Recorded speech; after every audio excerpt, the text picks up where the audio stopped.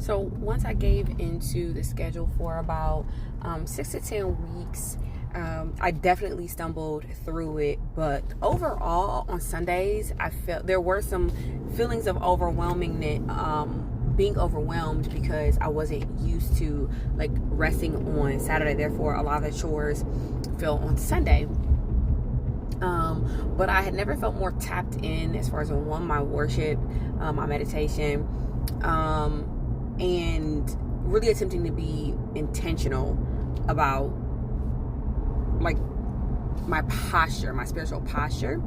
So then when Sunday came, there were moments where I actually felt more energized, which I was like, that's crazy. Like I wasn't used to that.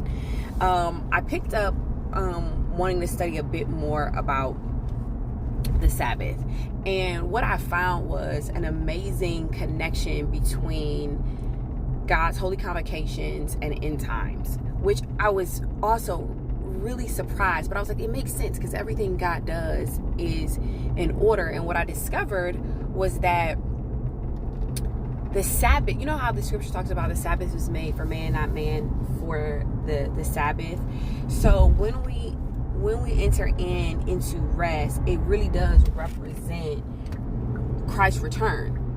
When we will rest, we will have a full and complete and eternal rest. We won't have to cook. We won't have to work. We won't have to do any of these things. So it's like you work throughout the week. You do what you need to do every single day so that when Saturday comes or the Sabbath comes, right, your oil is ready. All you got to do is just wait on the Lord, entering God's peace, and boom. And I had never been taught that connection.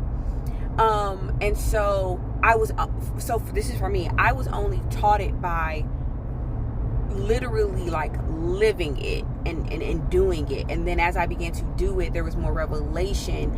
And then I had even just asking myself, I was like, okay, so when people talk about, oh, well, don't argue about what day the Sabbath is.